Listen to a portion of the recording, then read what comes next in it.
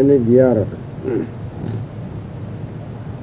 आधरी गुष्ट सृष्टि भई भौरी तीन लोक में लागी ठगौरी। एक चौपाई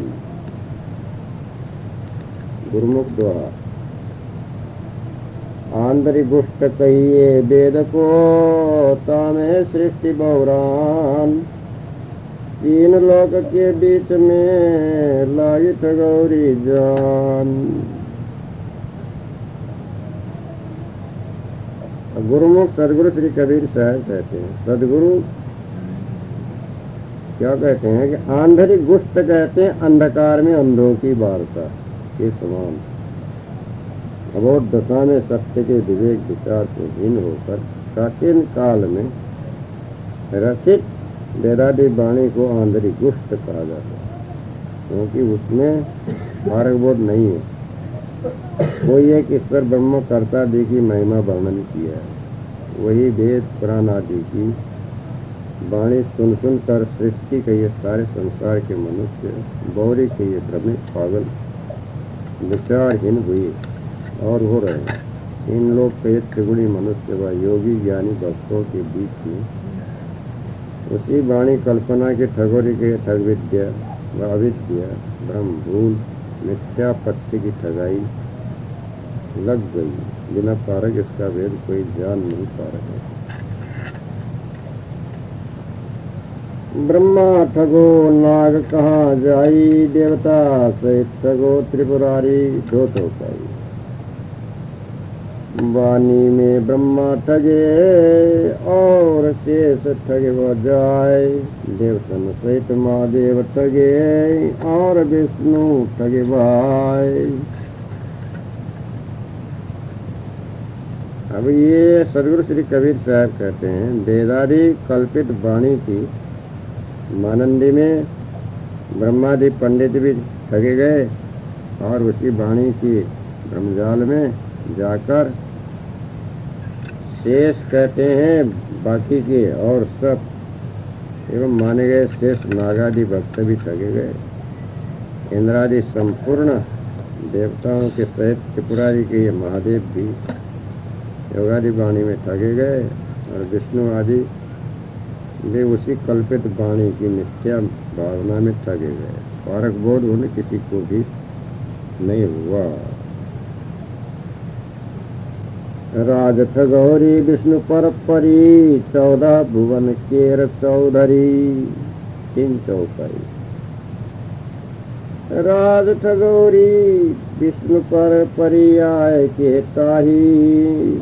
भुवन 14 के चौधरी कई गावत जन्माई।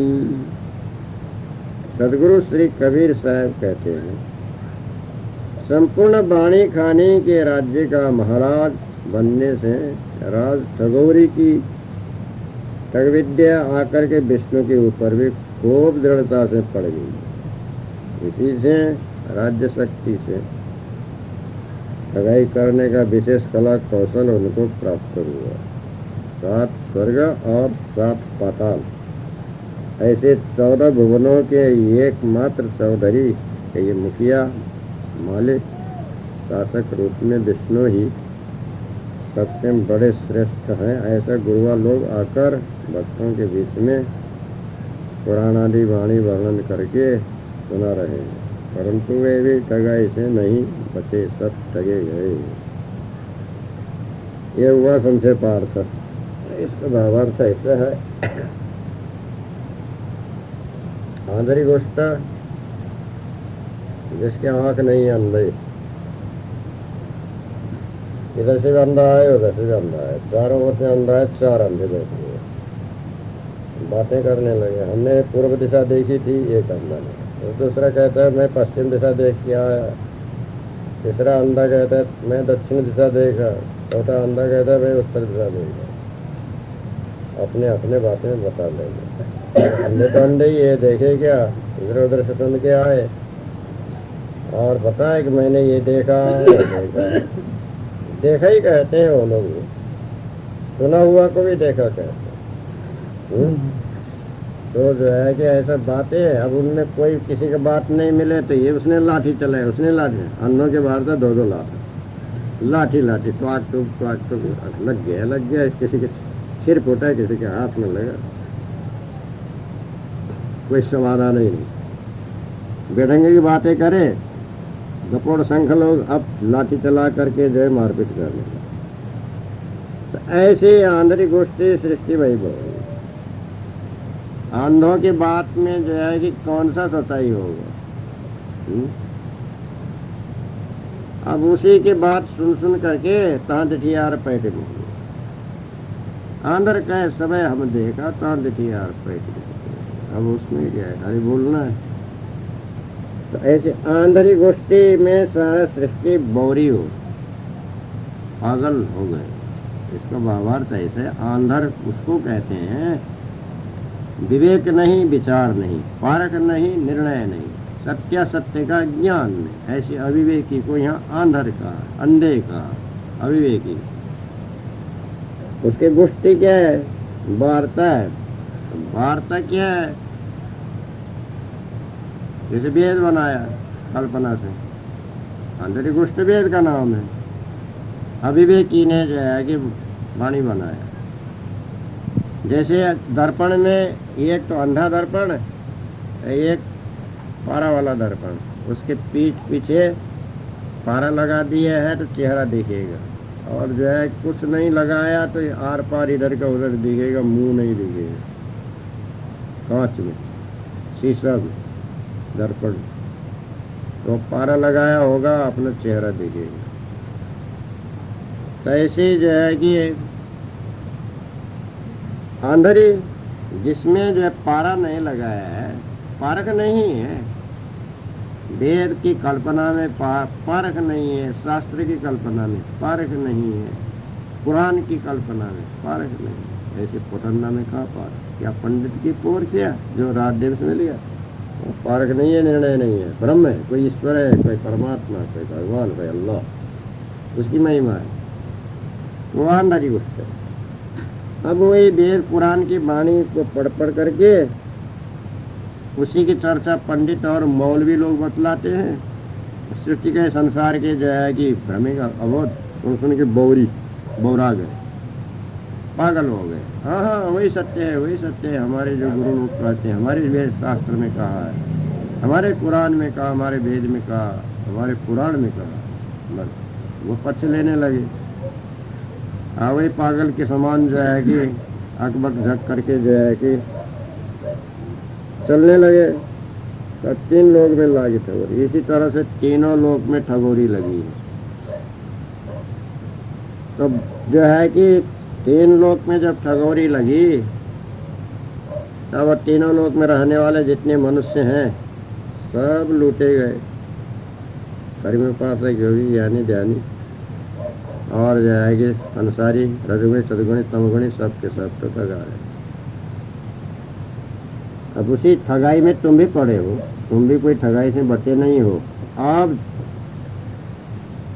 जितना ठगे और जो है कि बाकी के जीवन सफल कर सकते हो, सुधार सकते हो, बचा सकते हो, अपना रक्षा कर सकते हो, दोबारा ठगा न जाए इतना प्रबंध कर सकते। कबीर साहब समझा रहे हैं, अब वेद बतला रहे हैं कबीर साहब। पहले तो मालूम नहीं था ठगाई हो रही है क्या हो रही है, ये तो मालूम जानते नहीं थे। अब कबीर साहब कहते ये ठगाई का तरीका है, तुम ठगों के पीछे लगे हुए हो, क्यों ठगाए जा रहे हो, सचेत तो होशियार हो जाओ, समझ जाओ, जो अपना बचाने का बचा लो, अपने ज्ञान बोध विचार सबको जो है कि सुरक्षा कर लो, तो ये तुम्हारे अधीन में है। तो इस तरह से जो है कि वेद के पक्ष नहीं लेना, शास्त्र के पक्ष, पुराण के पक्ष, पुराण के पक्ष नहीं लेना। ये सृष्टि में जो बौरा रहे उनके पीछे नहीं पड़ना, अपने भी नहीं बौराना, हमें भ्रमित नहीं होना, दीवाने नहीं होना, पागल नहीं होना, विषय में जो है कि आसक्त नहीं होना, वाणी पक्ष किसी मत पंथ ग्रंथ के जो है कि मिथ्या पक्ष हठ दुराग्रह लेना नहीं, अलग होना। तीन लोक में जो ठगोरी लगी है वाणी और खानी के विषय की, उससे अपने जीव को बचाना। छुड़ाना, अब भूलना नहीं, जितना भूला से भूला, अब भूल मिटाना। सबसे जो है तीनों लोकों में एक लोक का भी नहीं लेना, कर्मियों का नहीं लेना, उपासकों का भ्रम नहीं लेना, योगी का नहीं लेना, भोगी का नहीं लेना, कामी क्रोधी लोभी का नहीं लेना, सबसे अलग होकर के विकार से रहित होकर के अब इस मनुष्य जीवन में जो है कि अपने स्वच्छ पवित्र निर्मल स्थिति बना लेना, तब बन जाएगा। अब देखो वो तो ब्रह्मा को भी ठगा उसने, किसने? वो विषय विलास ने और वाणी कल्पना ने। नाक कहाँ भी चली गई? वो विषय विलास करने वाली और जो है कि जो वाणी कल्पना शेष नाग के यहाँ। अब नाग जितने भी थे बड़े बड़े, उनके यहाँ राजाओं के यहाँ देवता सहित त्रिपुरारी महादेव को कहते हैं, सब के सब जो है कि क्योंकि ये सब तो भोग ही है, लिखा ही हुआ है, विषय भोग को इन्होंने छोड़ा ही नहीं। बहुत बहुत संतान हुए, वो तो अपने स्त्री विवाहित हो गए और जितने स्त्री मिले उतने से भोगते थे, वो तो ऐसे देवता थे। और जो है कि ये सब विषय भोगों में ठगे गए और वाणी कल्पना में ठगे गए। अब इनके पक्ष लेना नहीं। अगर तुमको ठगाई से बचना है, ब्रह्मा के पक्ष मत लो, ब्राह्मणों के पक्ष मत लो, कर्म मार्ग के पक्ष मत लो, ये उपासकों के और कीर्तन करने वालों के, वैष्णवों के, हरिभक्तों के भी पक्ष मत लो, और इनके वाणी का पक्ष मत लो, महादेव के पक्ष मत लो, योग के पक्ष मत लो और भोग के पक्ष मत लो। सारे देवताओं का जो है कि मिथ्या मानंदी मत करो। ये देवताओं का जो है कि जितना जो है कल्पना है ये सब निकालो, कुछ रखना ही नहीं, सब हटाओ। ये भोगी लोग क्या करेंगे? वो अपने आप ही जो है कि दोगे, तुम्हारा क्या भला करेंगे? अब ये एक तो भोग करके जो है कि बंधन में पड़ा, अब उसके कीर्तन, भोग के कीर्तन तुम गाएगा तो क्या बंधन से छूटेगा? स्वयं भोगने वाला तो बंधन में पड़ा, अब तुम गाने वाला क्या छूटेगा? स्वयं भी बन जाएगा।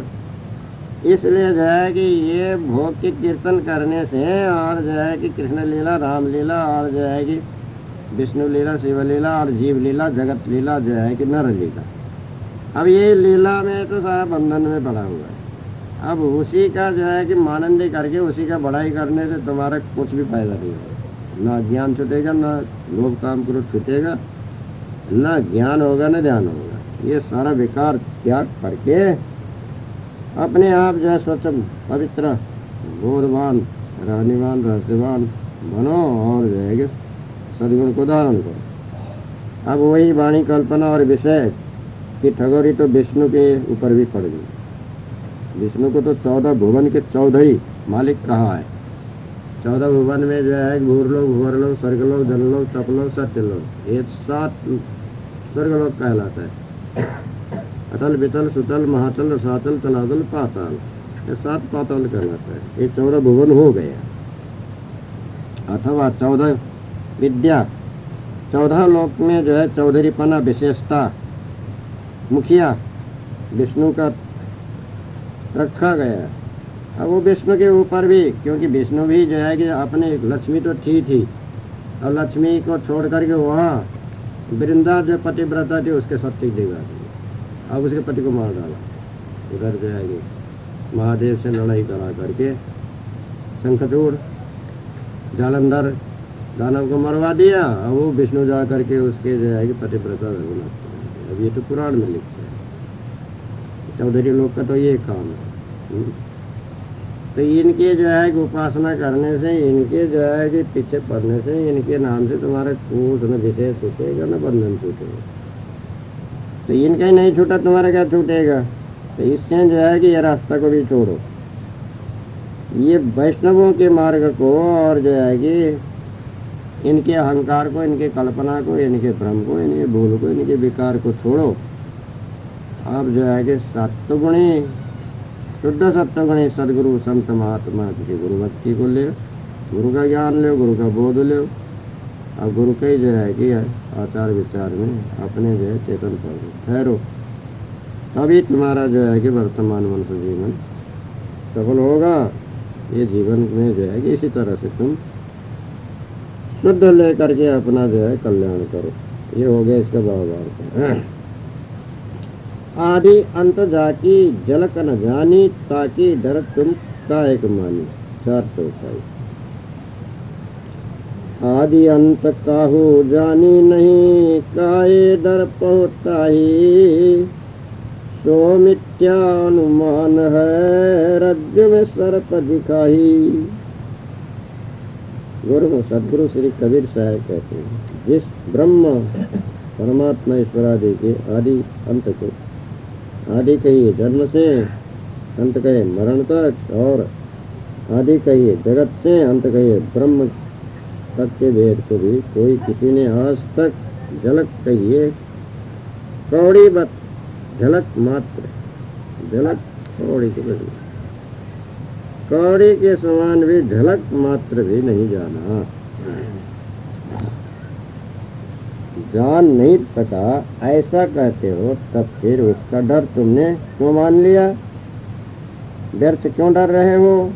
तो तुम्हारा मिथ्या अनुमान भ्रम ही मात्र है। जैसे अल्प प्रकाश में पड़ी हुई रज्जु में सर्पवत भ्रम से वास होता है, किंतु वह वास्तव में असत्य ठहरता है, वैसे ही आदि अंत अज्ञात माने हुए ईश्वरादि भी वास्तव में ब्रह्मरूप असत्य ठहरते। अतः विवेक करके ब्रह्म को त्यागो। वह उतंग तुम जाति पतंगा, यम घर कियो जीव को संगा। पांचों उपाय। ज्योति स्वरूपता को कियो तुम भय कीट पतंगा, यम घर जीव को संग करी, जरी जरी मरहु पतंग। सदगुरु श्री कबीर साहब कहते हैं, वह मानी हुई वाणी की ब्रह्म कल्पना तो उतंग कही अग्नि के ज्योति स्वरूप बनी, उसे तुमने बहुत ऊंचा श्रेष्ठ मान लिया। परमात्मा ज्योति स्वरूप है ऐसा कहकर उस जाति गए सिद्धांत को मानने वाले तुम लोग विचारहीन कीट पतंग के समान बनकर उसी ब्रह्म धोखे में जलकर मर रहे हो। यम कहिए गुरुआ लोगों के, घर कहिए ब्रह्म ईश्वरादि कल्पित सिद्धांत के घेरा में अपने अपने जीव को ले जाकर उसी भ्रम का संग साथ कर करके पतंग के समान ब्रह्म धोखे में जलते जलते जलाध्यासी होकर मरते हो, आवागमन में ही पड़े रहते हो। अथवा स्त्री विषयादि तो अग्नि के समान जलाकर विनाश करने वाला है, किंतु तुमने उसे अति उत्तम श्रेष्ठ समझ लिया है। स्त्री के विषय भोग के घर में अपने जीव को संग साथ करके दीप पतंग के समान मनुष्य पद से जलकर अंत में विनाश हो जाते हो। अतः अवधि परख कर उसे त्यागो। ये हुआ संक्षेपार्थ। अब इसका भाव ऐसा है, जिसके आदि और अंत भी नहीं, झलक मात्र भी नहीं जानी, कौड़ी मात्र भी नहीं जानी, उसका डर तुम क्यों मानते हो? आदि कहिए शुरू, अंत कहिए आखिरी, शुरू से आखिरी तक कुछ जाने ही नहीं, न पहले न पीछे न बीच। समझ में नहीं आया, जानने में नहीं आया, देखने में नहीं आया, कैसा है, क्या है, कहाँ है, अब उससे डर रहे हैं, भयभीत हो रहे हैं, कल्पना कर रहे हैं, और जो है कि कांप रहे हैं। तो यह ज्ञान दशा है। जैसे लड़के को जो है कि हवा का डर बता दिया है, ये ही डरता है फालतू। ऐसे ब्रह्म में जो है कि भूत प्रेत देवता श्राप और जो है कि काल्पनिक डर बता दिया, डर रहे हैं, कुछ भी नहीं है, बेकार की। जिसका जो है कि शुरू नहीं आखिरी नहीं, आदि कहिए जगत, अंत कहिए ब्रह्म, जिसका रूप का ठिकाना नहीं। कभी जो है जन्म से मृत्यु तक भी जो है कि ईश्वर को न किसी ने देखा, न देख सकता है, न अल्लाह को देखा, न भगवान को दे। वो तो कुछ मिलने वाला ही नहीं है, उसे का वाणी मात्र है। अब डर माना है तो बेकार है। आदि शुरू जन्म से अंत मृत्यु तक जानने में नहीं आया तो तुम्हारा वो वाणी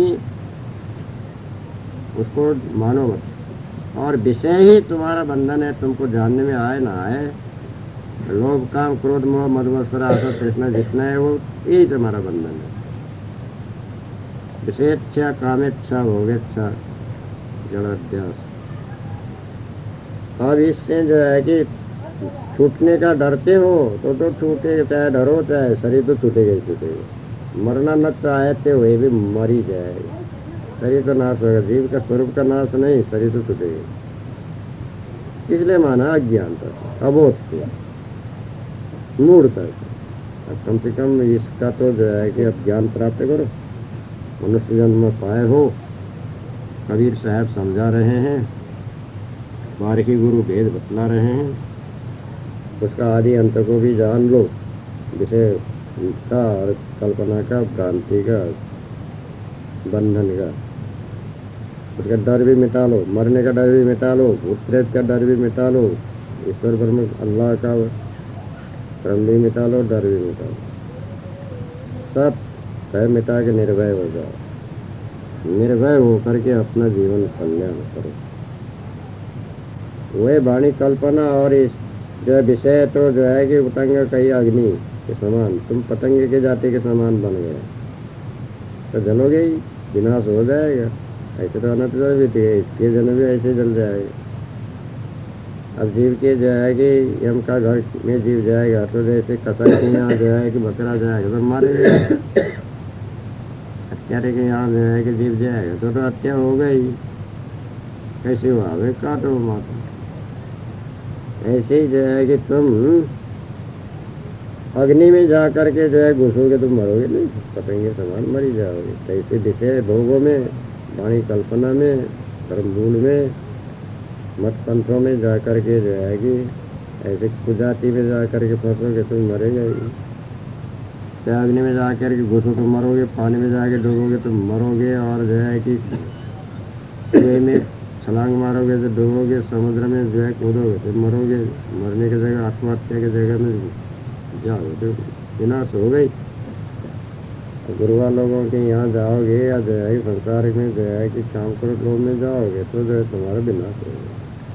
बंधन का बंधन, तब यम का घर, गुरुआ का घर, किसी लोगों का घर जीव के संग में कर दिया। कम से कम अपने जीव को आप तो छुड़ाओ, ये घर से निकालो। ऐसे घर में जाना ही नहीं। अपने घर का ये घट मन से सबको दूर निकाल करके बिल्कुल दयाल रखो, अपने टिकाओ, गुरु को टिकाओ, सत्य को टिकाओ, दया को टिकाओ, जिससे जीव को सुख शांति जो है कल्याण हो। ऐसा सद्गुण को टिका करके और जो है कि सच्चा मनुष्य होकर अपना जीवन कल्याण करो तो तुम्हारा जो है कि मनुष्य जीवन सफल हो जाएगा। ये हो गया इसका 4-5 रुपये तो भावार्थ। नीम कीट रस नीम प्यारा, विष को अमृत कट धुआरा, 6 रुपये। जैसे नीम के कीट को नीम लाग प्यार, तैसे भग विष रूप है अमृत कट धुआर। गुरुमुख सदगुरु श्री कबीर साहब कहते हैं, जैसे नीम में उत्पन्न होने वाले कीड़े को नीम ही अत्यंत प्रिय लगता है, वैसे ही नारी संबंधी भगभोग सब प्रकार से मुक्ति पद का विनाशक हलाहल विश्वरूप ही है, परंतु विषयासक्त गंवार लोग उसे अमृत तुल्य हृदय कहकर उसी में भूलते हुए फंसे रहते हैं बिना विचार। अथवा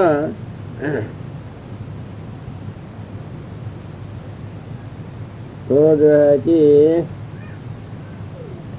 विष के संग कौन गुण होई, किंचित लाभ मूल गो कोई। तो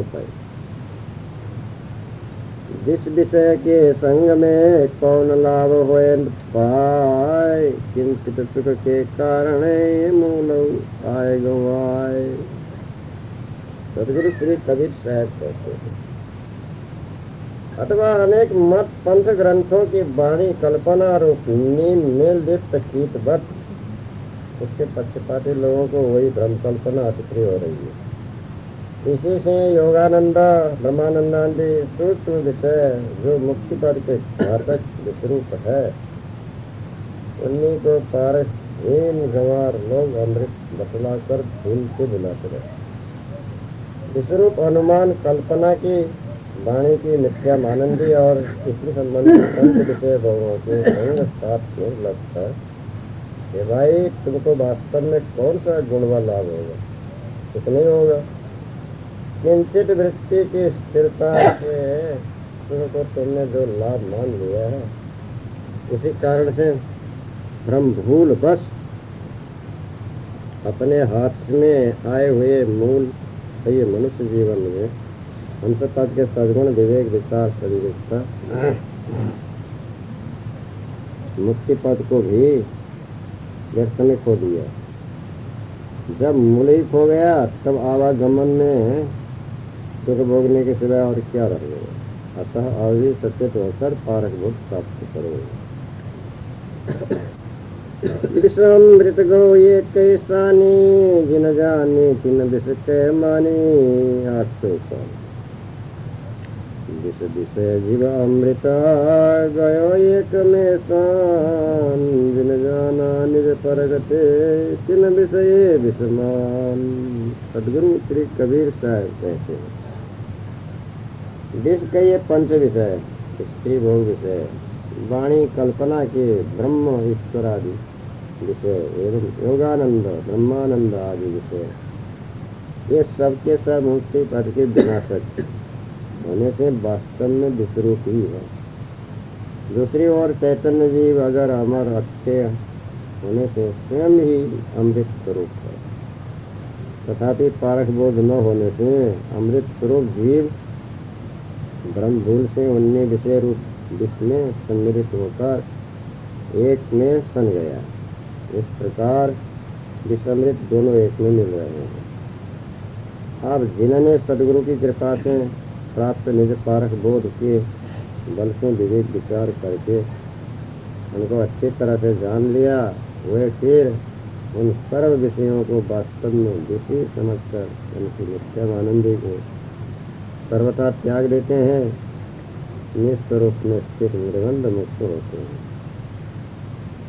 यह हुआ साथ आपकी जाएगी अंतता। इसका भावार्थ ऐसा है,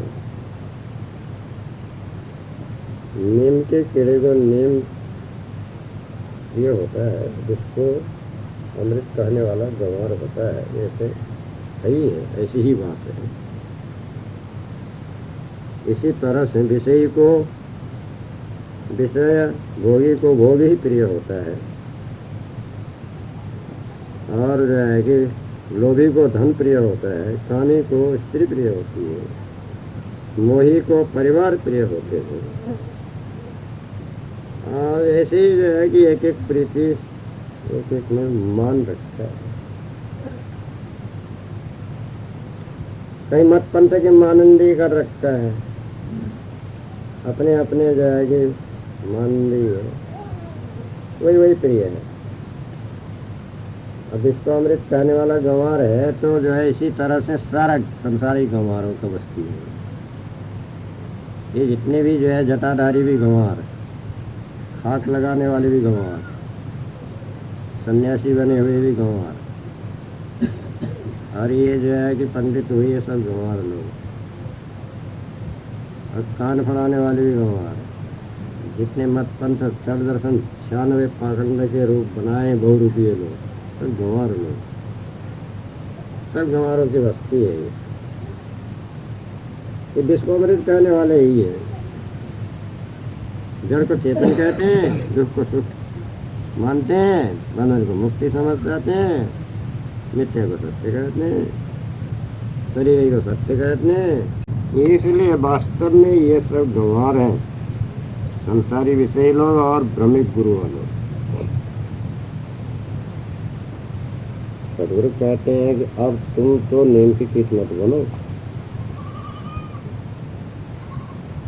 जो है कि भोगी लालची मोही अच्छे पाती दुराग्रही और ये मिथ्या जो है कि वाणी मंथ के पक्ष करने वाले, जिसको अमृत मत बोलो, जिसको विष बोलो, जिसको अमृत बोलो, अब विष को त्याग करके अमृत अच्छे करने रहो।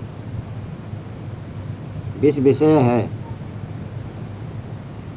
अन्य विषय सरिता प्रबल, नारी विषय बारी, सोली परो मचिताई में नहीं ना तो समझ पांचों मोक्षमिच्छेत्तात विषमत विषयान त्यज, क्षमार जब दया शौचम, सत्यम पीयूष मत भज। 18 गीता का श्लोक। विष रूप समझ के विषयों को त्यागो, सद्गुणों को अमृत रूप में ग्रहण करो। कहा सद्गुण धारण करो। नीम का कीड़ा, विषय का कीड़ा, भोग का कीड़ा, संसार का कीड़ा मत बनो।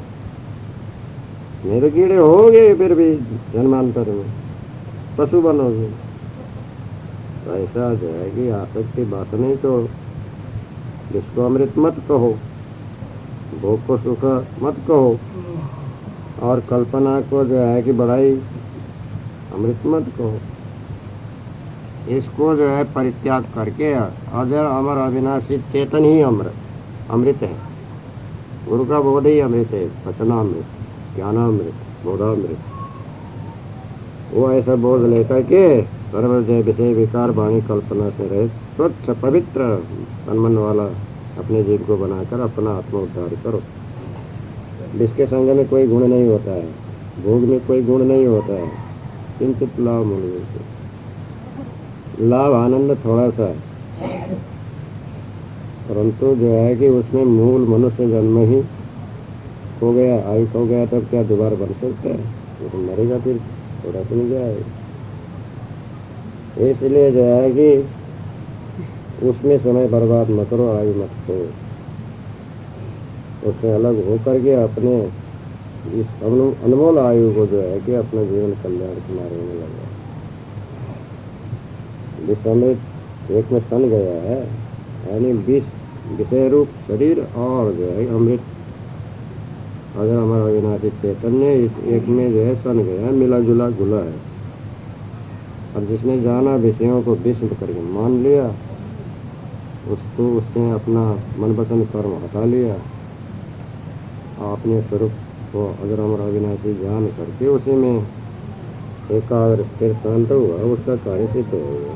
नहीं जानने वाला उल्टा पलटा मान करके जो है कि भूलता ठगा जाता और जो है कि आयु बिता के मर के 84 में जाता।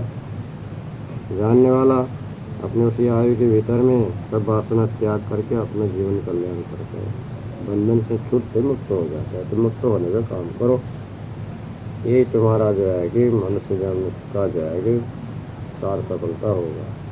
ये हो गया बाबा। काह भय नर शुद्ध विशुद्धा, बिन परिचय जग बूढ़ न बुद्धा, लो तो पाई। ये नर तुम बहुत शुद्ध थे, काहे भय विशुद्ध, बिन परिचय पर पंच की, सकलो बूढ़ अबुद्धा। गुरुमुख सदगुरु श्री कबीर साहब कहते हैं, ये नर जी, ब्रह्म से तुम शुद्ध से अशुद्ध, ज्ञानी से अज्ञानी, जीव से ब्रह्म, होश से बेहोश क्या हो गया, क्या हो रहे हो? तुम्हारा चैतन्य स्वरूप तो शुद्ध ही है, किंतु और भी ज्यादा शुद्ध होने के क्रम से विशुद्ध केवल ब्रह्म भ्रम की मानंदी करके तुम क्यों बेशुद्ध, बेहोश, बेसुध, अचेत गाफिल हो रहे हो?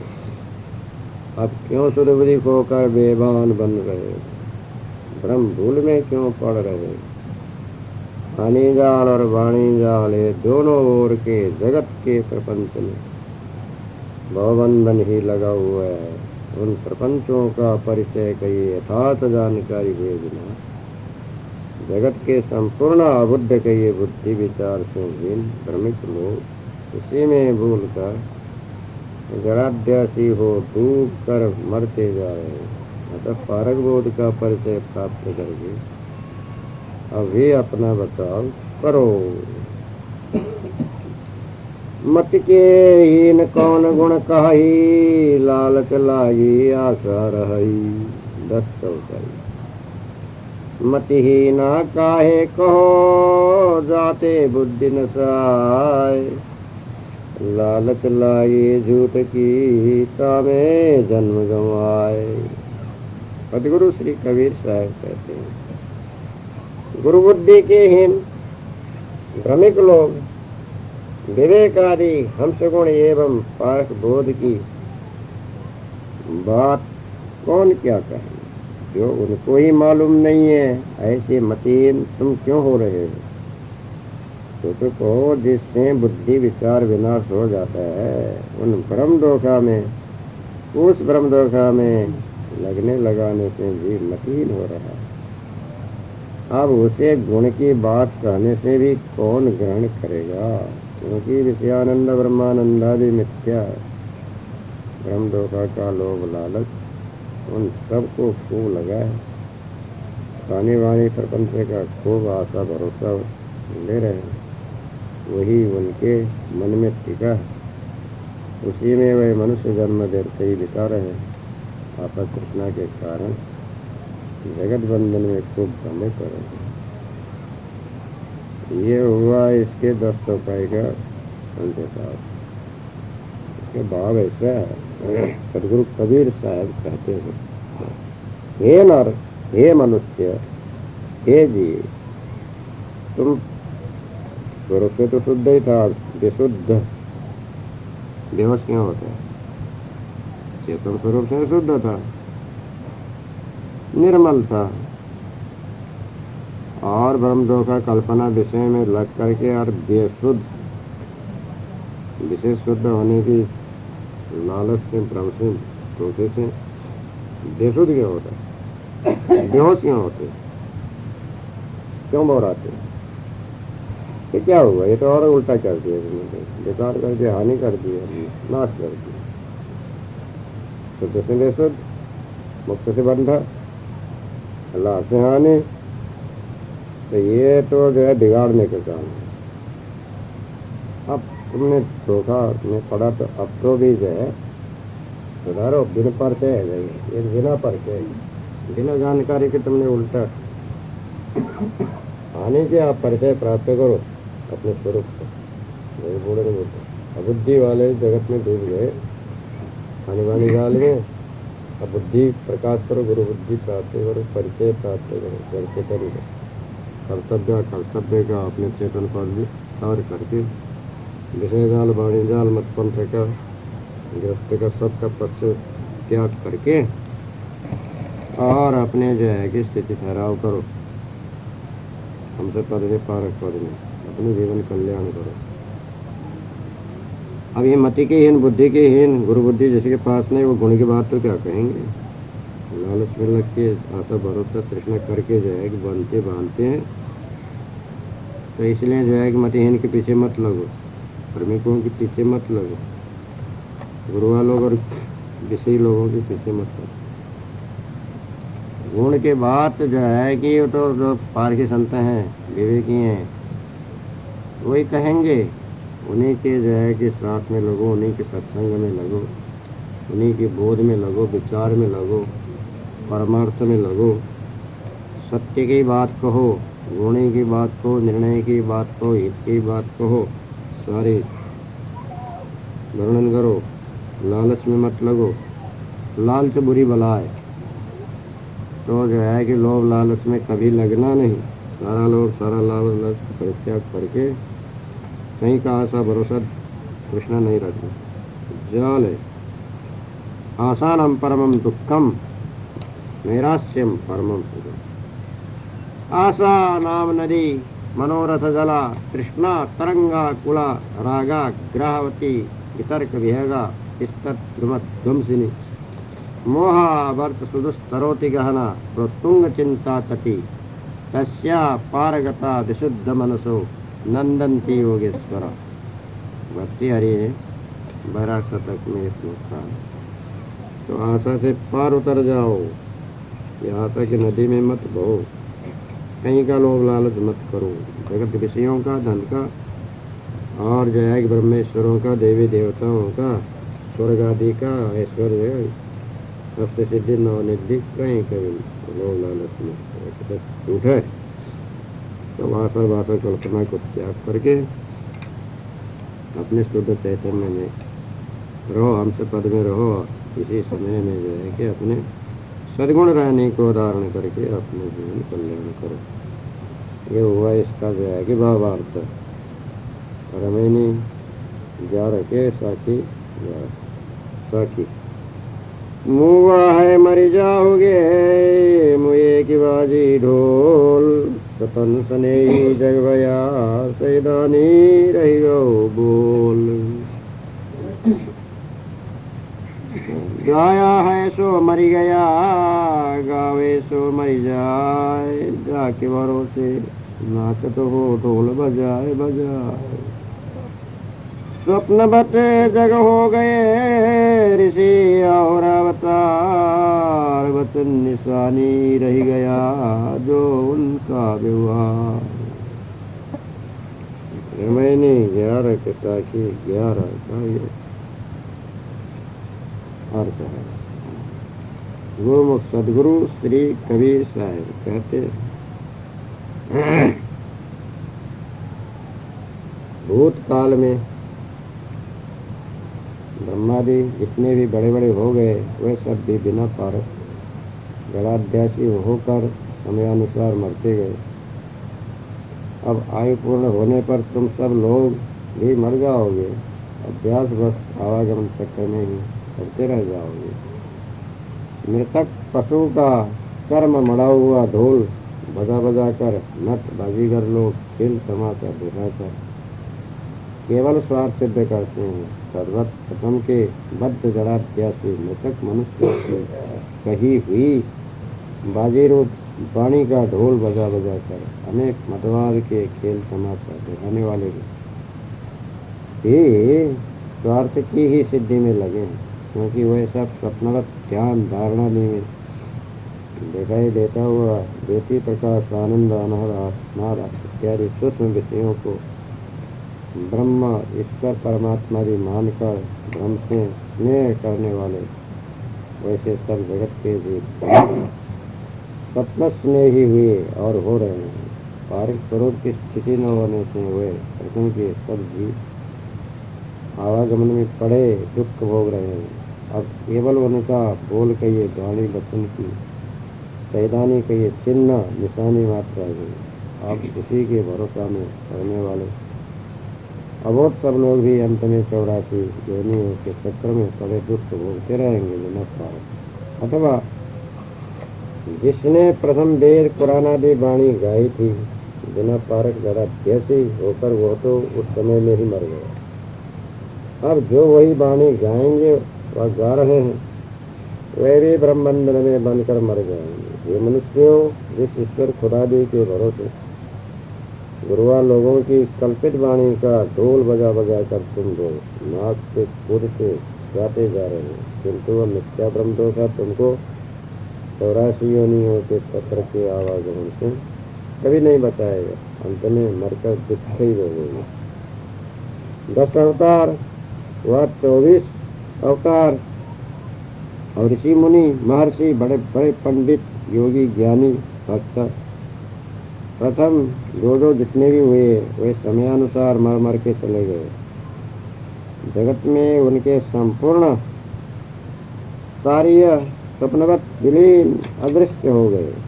उनकी मिथ्यामानंदी से जब उनका ही बंधन नहीं छूटा तब तुम्हारा भाव बंधन क्या छूटेगा। जैसा उनका कार्य स्वप्नवत मिथ्या हो गया वैसा तुम्हारा भी कार्य स्वप्नवत मिथ्या हो जाएगा होगा। अब तो उनका केवल वचन मात्र की ही एक निशानी रह गई जो वेद शास्त्र पुराणों में लिखी है। उनका आचार विचार व्यवहार ऐसा था इत्यादि जीवन चरित्र पंडितों ने जैसा कुछ लिख दिया है वैसी वाणी मात्र बाकी है। वही वाणी पढ़ने मात्र से अब तुम्हारा हित कल्याण कुछ हो नहीं सकता है। उनका कर्तव्य उनके साथ चला गया और तुम्हारा कर्तव्य तुम्हारे साथ चला गया।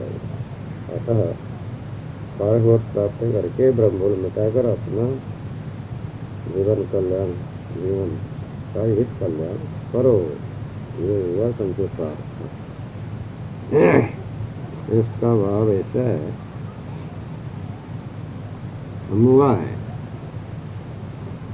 जड़ाध्यास में जितने पड़े सब बंधन में पड़े मुक्ति को जो है विनाश कर दिए।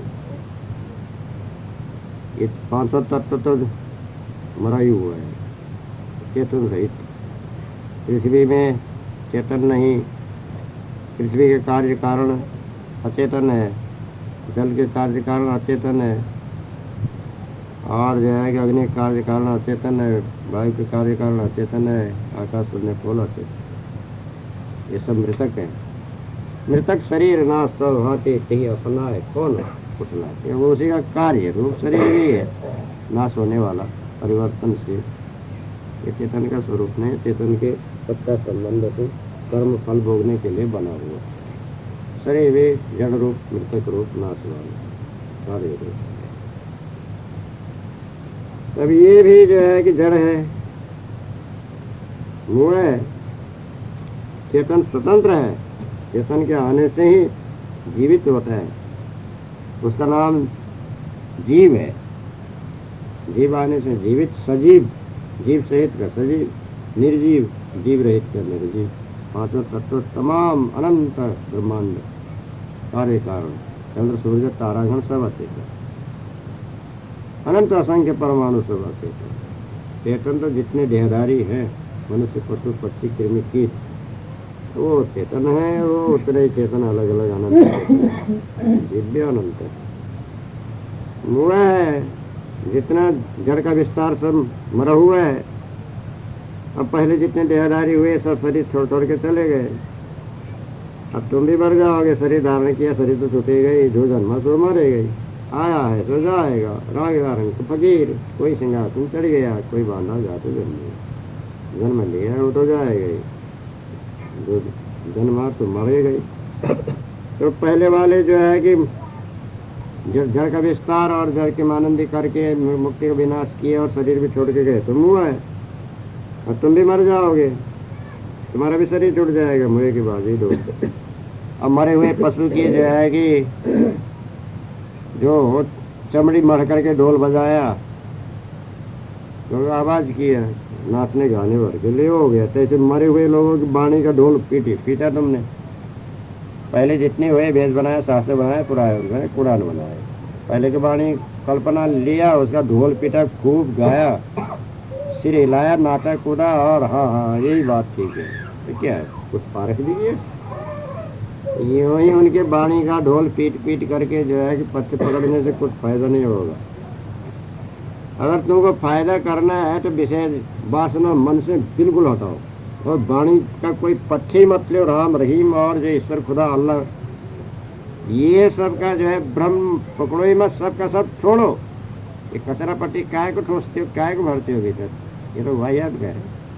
निकालो कचरा को, सब साफ करो, विवेक विचार के झाड़ू लगाओ, अंदर झाड़ू दे की कूड़ा दोरी वहाँ, और अपने स्वच्छ पवित्र जो चैतन्य भर है उसी को देखो, उसमें सद्गुण भरो, सत्य विचारशील, दया धैर्य विवेक गुरु भक्ति वैराग्य, ये सब धारण करो और सत्य में टीको, मन वचन कर्म में सत्य में रहो। ये जो है कि मरे हुए जो है कि लोगों के वाणी का ढोल बजाने से तुमको कोई फायदा नहीं। अब जिंदे के या जिंदे चैतन्य का बोध देने वाले पारही कबीर साहब के वाणी का और जो है पारही गुरु के वाणी का विवेक विचार करो और अपने चैतन्य पर में। अब सपने में स्नेह लगाया, अब स्नेह सपने में प्रेम लगाया और जागृत हुआ कोई चीज ही नहीं, तो क्या फायदा हुआ। सपने में धन देखा, जागने पर एक पैसा भी नहीं। सपने में राज पाया, जागरण पर भिखारी भिखारी। ऐसे ही जो है स्वप्न के शरीक ही जो है स्नेह किया ब्रह्मेश्वर खुदा अल्लाह के और जो लोकांतर ऋषि मुनि के, और अभी जागो तो कुछ भी नहीं, कुछ हाथ में आता नहीं उनके। तो जो है कि उसका स्नेह कोई काम का नहीं। जो मर गए उनसे प्रीति लगाओ, रोते गाते रहो तो क्या होने वाला है, कुछ फायदा नहीं होगा। इसलिए जो जिंदे हैं उन्हीं में रमो, उन्हीं में संतुष्ट रहो। अभी जिंदे जो कोई जो है कि पार की क्षमता है, सत्संग करो, छानबीन करो, साथ ले भाव भक्ति करना है तो अभी की करो। कोई फोटो की पूजा करने से कुछ नहीं होगा, मूर्ति की पूजा करने से कुछ नहीं होगा, आने न लाओ वो उससे कोई जो है कि तुमको पुण्य उण्य कुछ होना नहीं है। हाँ, अभी के जो है करो जिंदे का, भूखे को खिलाओ, प्यासे को पिलाओ, संत महात्मा की सेवा करो, सार ले ब्रह्मभूल मिटाओ, तो प्रत्यक्ष फायदा होगा ही होगा। तो उनके तो खाली जो है जो बोल गए, व्यवहार कर गए, वो वाणी का सहीदानी चिन्हारी पर है और पहचान पर है, बाकी का और कुछ रहा नहीं। अब वो जैसा कि वो उनके साथ में गए वही भोगेंगे। अब उनकी वाणी लेके तुमको कुछ जो है फायदा होना नहीं। तुम अपने ही जो है कि सुधार करो, अपने बनाओ, उसी से तुम्हारा जो फायदा होगा। नहीं बनाओगे तो बिगाड़ होगा, हानि होगा। तो वर्तमान के अपने जो है कि जीवन सफल करो, सच्चा मनुष्य बन करके बना लो। ये जो है कि 11 रमैनी के 11 साखी का भाव हो गया।